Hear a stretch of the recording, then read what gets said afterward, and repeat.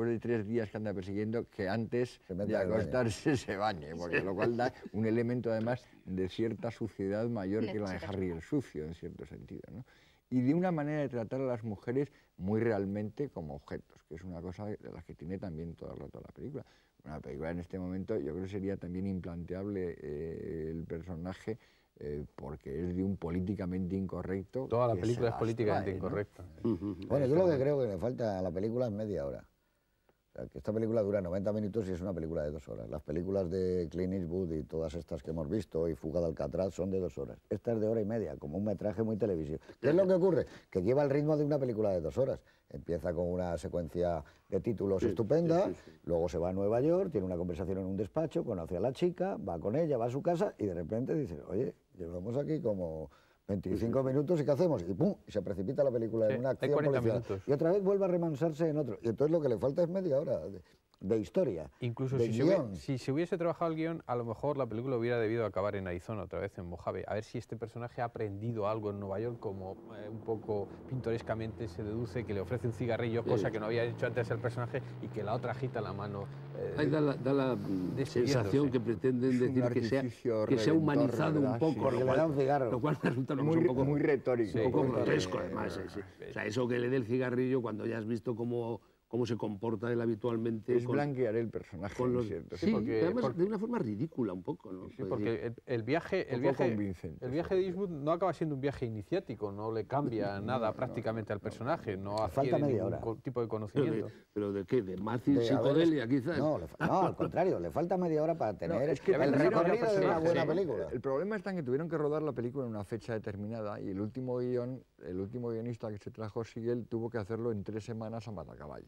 Entonces, ahí recuperaron pedacitos para tener un guión entero, pero yo creo que lo que faltaba era haberse olvidado de todo el asunto y haber reescrito el guión de arriba abajo, metiéndole otras cosas, porque lo que también queda a menudo es que es muy esquemática, hay cosas que están apuntadas y esbozadas, que dices, esto podría ser muy interesante, y no lo es. Y luego otro fallo para mí tiene es que el antagonista, el villano, es una birria de villano.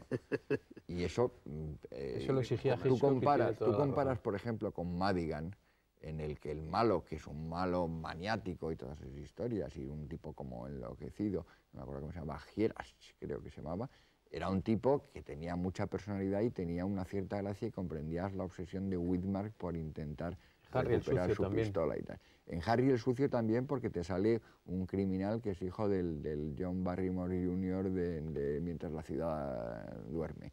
Pero en cambio aquí es que es un tipo, aparte de un chulángano y tal, pero es que no tiene maldita la gracia. Es que este malo aparte... Y es un actor además que a mí nunca me ha gustado.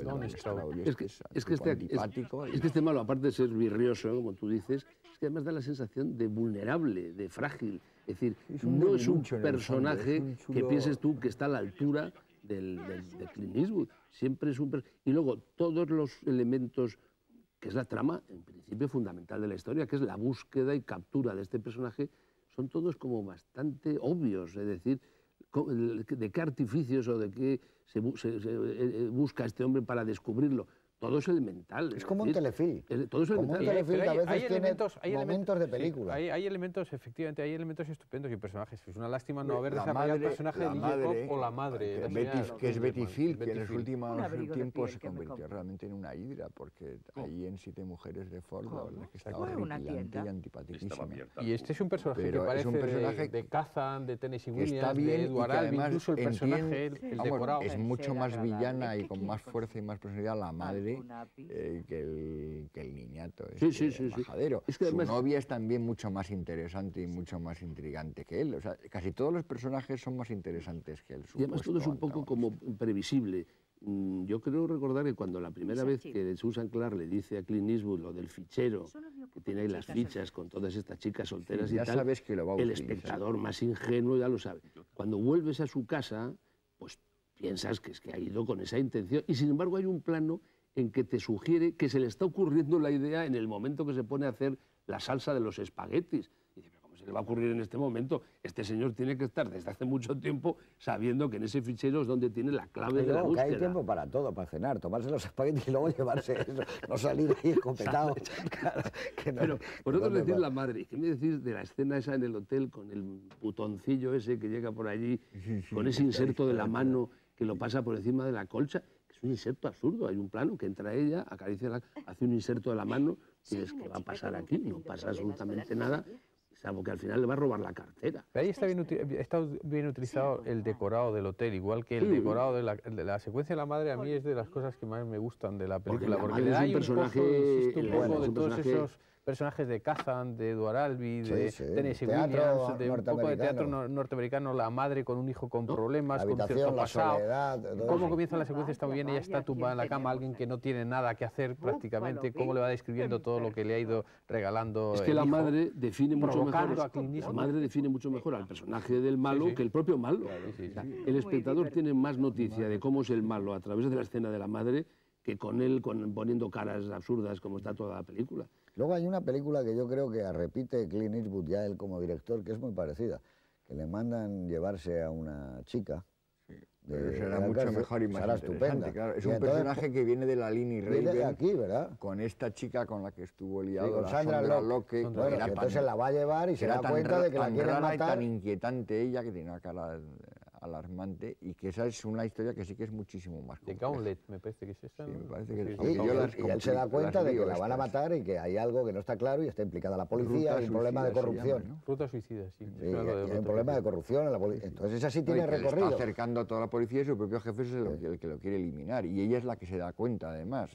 Es una cosa... No, y es muy bonita. Entonces eso lo que tiene es el recorrido necesario de una película como de las que hace Clint Eastwood. Y aquí me parece que yo sinceramente creo que esta película en 2 horas era mejor que en 1 hora y media, pero la han llevado también por la especie de obsesión de los largometrajes de 1 hora y media que tenían que durar. Entonces lo que era bonito, como es la historia de amor, que yo estoy de acuerdo contigo, que es lo mejor, se descuelga porque entonces de repente queda coja, porque tienes que ir a las concesiones de la época, de las modas, el zoom, la cosa psicodélica, todo eso, y eso lo descompensa continuamente la película. Tenías un elemento de trama muy interesante y es la interferencia de Tisha Sterling, la novia del asesino, del malo, que ha huido. Esa interferencia que, como muy bien dice Antonio, cuando ella se presenta, no se presenta a decirle, me has traicionado cogiéndome, aunque ese es el pretexto, es evidente, y se lo dice, es una secuencia de una cierta intensidad emocional en ese pasillo desvencijado, que eso, insisto, que la ambientación y la decoración la coge muy bien.